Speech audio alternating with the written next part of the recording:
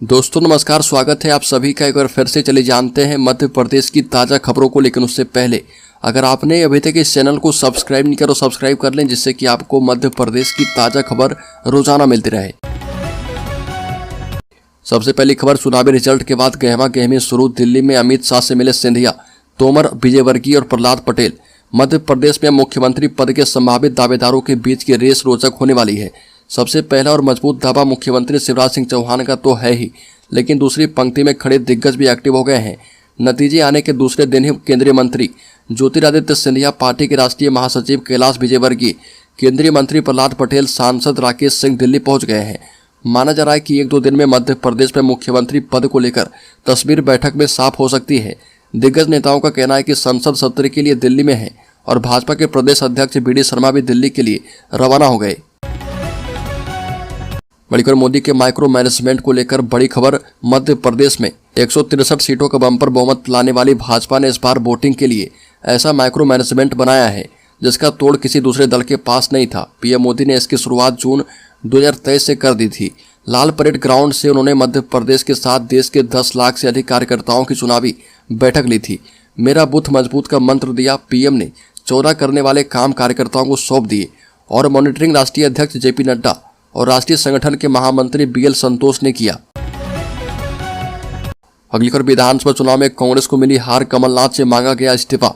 विधानसभा चुनाव के परिणाम आने के बाद कांग्रेस को हार का सामना करना पड़ा। भाजपा ने 163 सीटें जीतकर प्रचंड जीत दर्ज करवाई है। कांग्रेस को 66 सीटें मिल पाई है और प्रदेश कांग्रेस के अध्यक्ष ने सभी 230 प्रत्याशी को भोपाल बुलाया और यहाँ पीसीसी में नाथ हार के कारणों और आगामी रणनीति पर चर्चा करेंगे। इस दौरान हार के कारणों पर चर्चा होगी और विधानसभा में मुख्य विपक्षी दल होने के नाते नए नेता प्रतिपक्ष के चयन को लेकर भी चर्चा हो सकती है। पीसीसी में होने वाली इस अहम बैठक में नए नेता प्रतिपक्ष के चयन पर चर्चा होगी और नए नेता प्रतिपक्ष का चयन भी जल्द होगा। बड़ी खबर, भाजपा प्रत्याशी की जीत के बाद निकाला विजय जुलूस, आगे पीछे हमारी सरकार, यहाँ के हम राजकुमार। बता दें कि भाजपा प्रत्याशी राजकुमार मेव की जीत के बाद कार्यकर्ताओं ने महेश्वर में विजय जुलूस निकाला। सबसे पहले मेव ने नगर की प्रसिद्ध श्रीमद् भागवत मां रेवा गौशाला में गौ पूजन किया। इसके बाद राजराजेश्वर मंदिर में पूजा अर्चना करने के बाद बड़ दक्खन हनुमान मंदिर में दर्शन किए। बड़ी खबर, मध्य प्रदेश विधानसभा चुनाव में बीजेपी ने इंदौर जिले में 1993 के बाद दूसरी बार इतिहास रचते हुए क्लीन स्वीप किया। शुरुआत में जिले के 9 में से 5 सीटों पर भाजपा कांग्रेस के बीच कांटे का मुकाबला होने का अनुमान लगाया गया था, लेकिन बीजेपी के राष्ट्रीय महासचिव कैलाश विजयवर्गीय की रणनीति से पार्टी यहां आसान जीत दर्ज करने में सफल रही। विजयवर्गीय को इंदौर की इस ऐतिहासिक जीत का शिल्पकार बताया जा रहा और विजयवर्गीय के सबसे खास समर्थक और इंदौर 2 से विधायक रमेश मेंदोला ने बड़ा बयान दिया। कहा कि कार्यकर्ताओं की इच्छा और जनता की भावना है कि कैलाश विजयवर्गीय प्रदेश के मुख्यमंत्री बने। बड़ी खबर, मध्य प्रदेश में आदर्श आचार संहिता समाप्त। इस बार 27 महिलाएं चुनाव जीतकर पहुंची विधानसभा। मध्य प्रदेश में विधानसभा निर्वाचन के लिए हुई मतगणना के उपरांत अंतिम परिणाम घोषित हो चुके हैं। देर रात तक नतीजे जारी किए गए और इस बार प्रदेश में कुल 27 महिलाएं चुनाव जीतकर विधानसभा पहुंची है। इनमें 20 भाजपा और 7 महिलाएं कांग्रेस के टिकट से चुनाव जीती है। नतीजे घोषित होने के साथ ही मध्य प्रदेश में 9 अक्टूबर से लागू चुनावी आचार संहिता भी समाप्त हो गई है और इस संबंध में भारत निर्वाचन आयोग ने देर शाम आदेश जारी कर दिए हैं। बड़ी खबर, कमलनाथ को प्रदेश अध्यक्ष पद से इस्तीफा देने को कहा। करारी हार के बाद एक्शन में कांग्रेस। बता दें कि मध्य प्रदेश में कांग्रेस की करारी हार के बाद पूर्व मुख्यमंत्री कमलनाथ को प्रदेश अध्यक्ष पद से इस्तीफा देने को कहा गया है। एनडीटीवी के सूत्रों के हवाले से बताया जा रहा कि हाल ही में संपन्न इस राज्य के चुनाव में पार्टी की भारी हार के बाद राज्य कांग्रेस प्रमुख के पद से इस्तीफा देने के लिए कहा गया है। हार के बाद कांग्रेस जो है एक्शन में दिख रही है और कांग्रेस ने कमलनाथ से प्रदेश अध्यक्ष के पद से इस्तीफा वापस मांग लिया है। सूत्रों ने कहा कि एग्जिट पोल आने के बाद भी कमलनाथ ने कांग्रेस को जीत का भरोसा दिलाया था। बड़ी खबर, इंडिया गठबंधन की बैठक में नहीं शामिल होंगे अखिलेश यादव। अब तक की सभी मीटिंग में लिया था फैसला। विपक्षी समावेशी गठबंधन इंडिया की 6 दिसंबर को दिल्ली में होने वाली बैठक में सपा अध्यक्ष अखिलेश यादव हिस्सा नहीं लेंगे। इंडिया के शीर्ष नेताओं की यह चौथी बैठक है और इससे पहले की तीनों बैठक में अखिलेश शामिल हुए थे और इसे मध्य प्रदेश चुनाव से पैदा हुई रार से जोड़कर देखा जा रहा। कांग्रेस अध्यक्ष मल्लिकार्जुन खड़गे ने इंडिया के सभी 28 घटक दलों को बैठक में बुलाया है और इस संबंध में उनकी अखिलेश यादव से भी बात हो गई है। मणिपुर चुनाव में कांग्रेस की हार के बाद बोले दिग्विजय सिंह, पोस्टल बैलेट में हम जीते लेकिन ईवीएम में पिछड़ गए। मध्य प्रदेश चुनाव में कांग्रेस की हार के बाद अब पार्टी के नेता इसका कारण तलाशने में जुटे हैं। अलग अलग नेताओं के अलग अलग विचार हैं। किसी का मानना है कि सीटों पर उम्मीदवार सही नहीं उतारे गए, तो किसी का मानना है कि कुछ खेल हुआ है।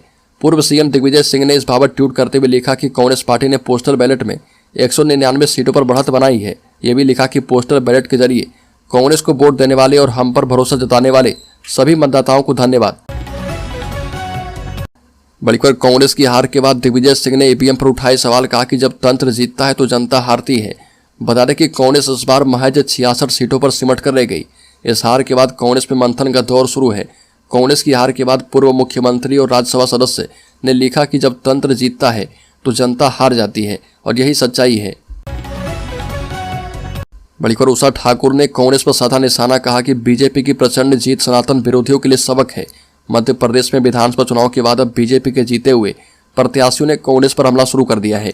इंदौर में महू विधानसभा क्षेत्र से विजयी हुए कैबिनेट मंत्री उषा ठाकुर ने एक बार फिर से विरोधियों पर निशाना साधा और मीडिया से चर्चा करते हुए उषा ठाकुर ने कहा कि बीजेपी 3 राज्य में विजय हुई और यह विजय इस बात का प्रमाण है कि लोग उनका बहिष्कार कर रहे हैं जो सनातन के खिलाफ है। सनातन विरोधियों पर निशाना साधते हुए उषा ठाकुर ने कहा कि बीजेपी की प्रचंड जीत सनातन विरोधियों के लिए सबक साबित हुई है। बल्कि चुनाव जीतने के बाद मुख्यमंत्री फेस पर तोमर का बड़ा बयान, कहा कि कांग्रेस प्राइवेट लिमिटेड कंपनी है। बता दें कि नरेंद्र सिंह तोमर ने कहा कि भारतीय जनता पार्टी को ऐतिहासिक समर्थन इस चुनाव में जनता ने दिया है।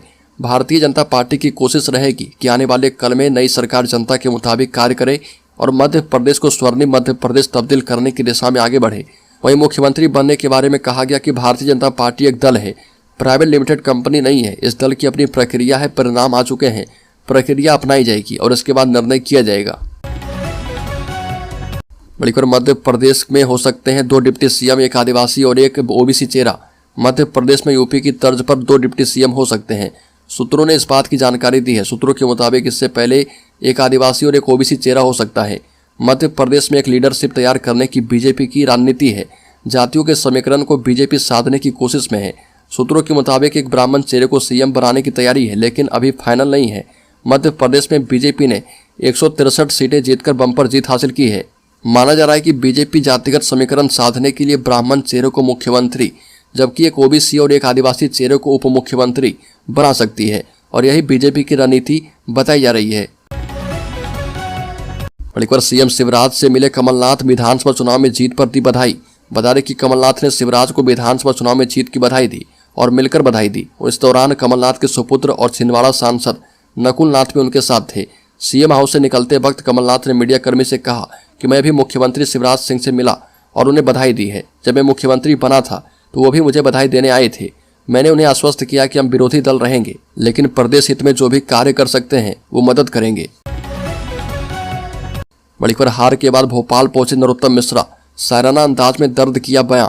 मध्य प्रदेश विधानसभा चुनाव खत्म हो चुके हैं और बीजेपी ने सत्ता हासिल कर ली है। प्रचंड बहुमत के साथ बीजेपी 6वीं बार जनता ने ताज पहना दिया है, लेकिन इस चुनाव में शिवराज के कई मंत्री को हार का मुंह देखना पड़ा। दतिया से चुनाव हारकर भोपाल लौटे नरोत्तम मिश्रा चुनाव परिणाम के बाद भावुक हुए। इस दौरान नरोत्तम मिश्रा ने कहा कि समुद्र का पानी उतरता देख किनारे पर घर मत बना लेना, मैं लौट कर आऊंगा और ये वादा है।